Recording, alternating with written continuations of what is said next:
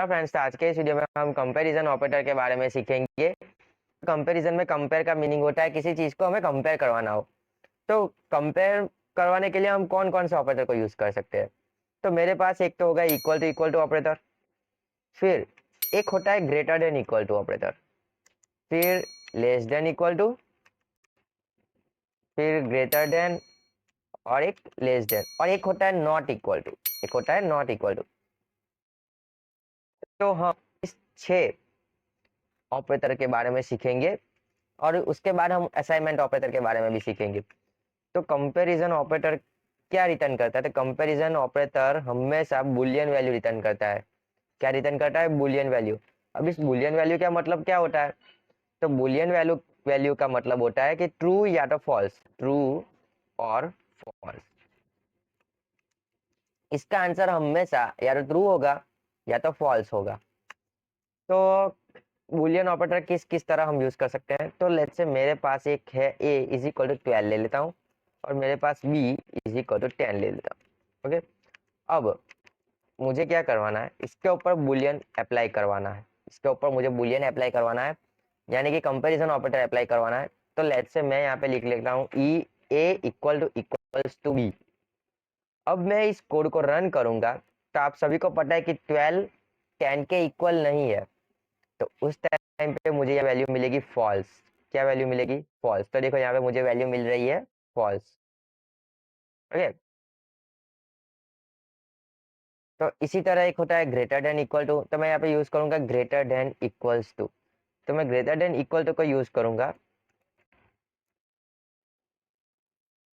तो जैसे ही मैं इस कोड को रन करता हूँ, तो ग्रेटर देन इक्वल मतलब कि 12 10 से बड़ा है और या तो उसके इक्वल है।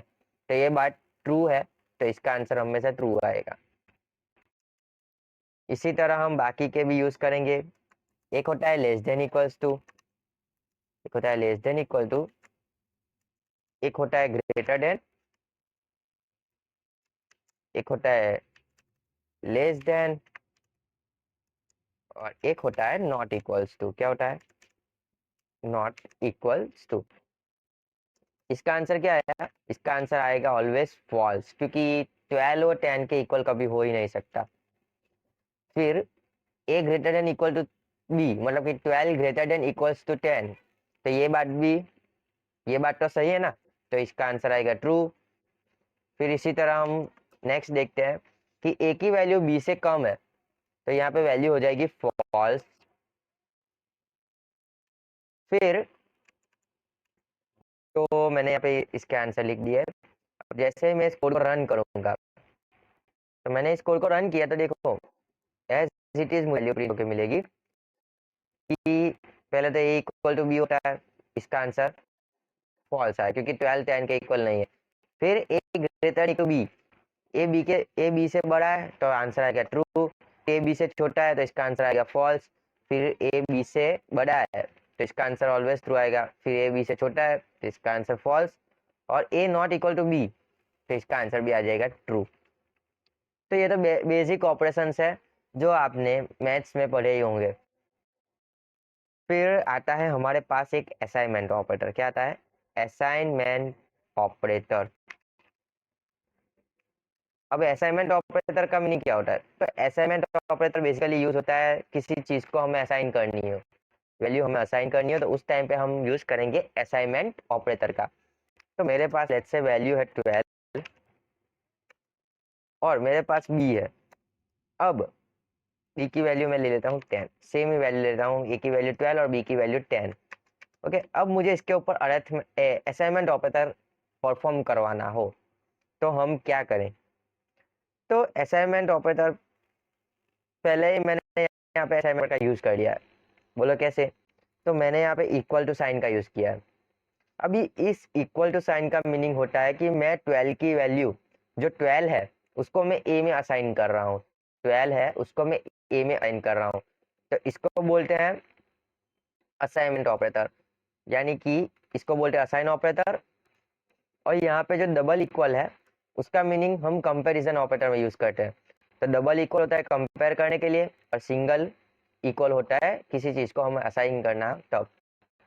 फिर एक होता है प्लस इक्वल्स टू ऑपरेटर, तो मैं यहाँ पे यूज करूंगा प्लस इक्वल्स टू 10। तो ये बेसिकली क्या करता है कि ए के अंदर 10 को ऐड करेगा, तो ए की जितनी वैल्यू है 12 उसके अंदर को ऐड करेगा। अब मैं इस कोड को रन करूंगा तो इसका आंसर मुझे क्या मिलेगा 22। तो इसका आंसर, इसको मुझे प्रिंट भी करना पड़ेगा, तो मैं इस वैल्यू को प्रिंट करवा देता हूँ, प्रिंट ए।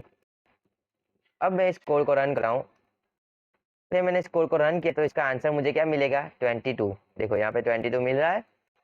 अब इसी तरह होता है एक माइनस ऑपरेटर, इसको मैं कंट्रोल डी कर लेता हूँ। एक होता है माइनस ऑपरेटर, फिर एक होता है मल्टीप्लाई और एक होता है डिवाइड।